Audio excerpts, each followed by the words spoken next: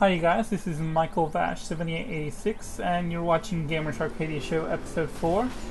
We have some site news followed by two quick previews this week.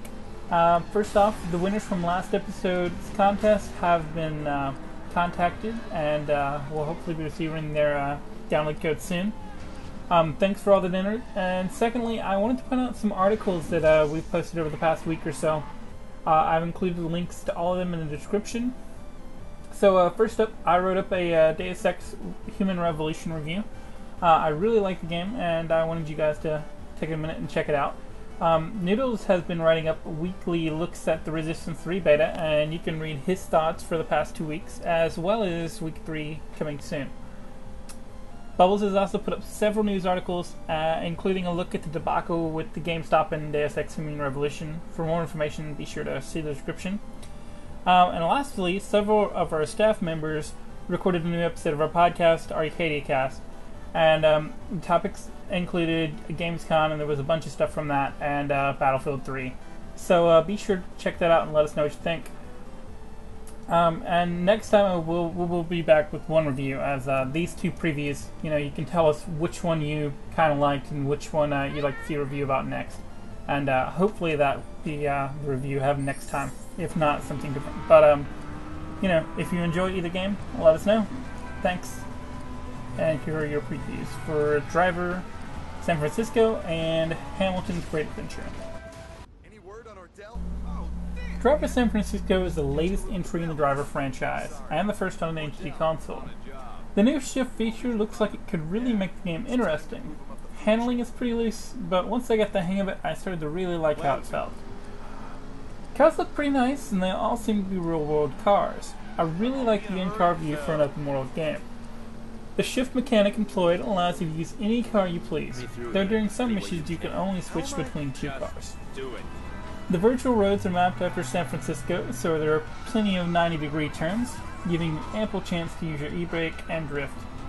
You are rewarding for driving skills such as near misses and driving on the wrong side of the road, and cars can take visual damage over time, and if damaged enough, can even cause the mission to end before completion. From the demo, it's not possible to know if the damage could cause a car to stop running, or if there's an option for damage to affect the car's performance. But here's hoping that you could at least get the option.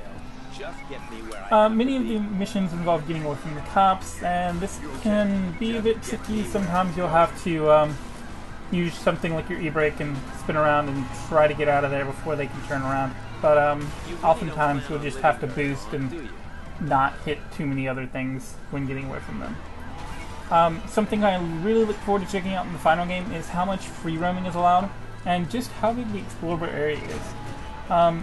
Naturally, there's still a long way to go for me to determine, a review score and all that, so, obviously since I haven't played the game, but, the full game, that is.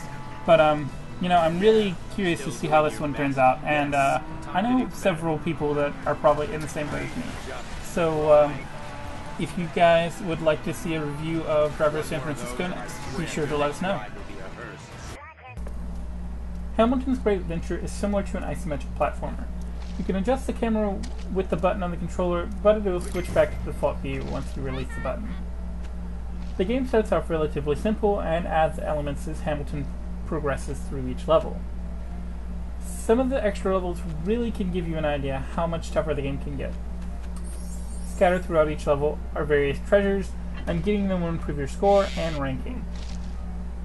You are also competing against the clock, and lower times mean higher scores. And you can compare those scores with players from around the world via the leaderboards. And from what I can tell, as you get more gadgets, you can complete levels quicker. Pass levels quicker, rather.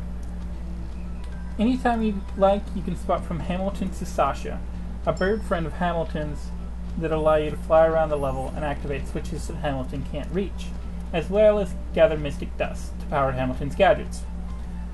Sasha can fly vertically as well as horizontally, and some switches will require you to switch between Hamilton and Sasha quickly. You may even have to switch multiple times. So far, Hamilton's Great Adventure has been a fun game. I'm still very early on though, so obviously I'm going to have to wait and get to give a proper review. But if you're interested in this one, let us know, and it could be our possible review slot for the next show. Thanks, guys, and have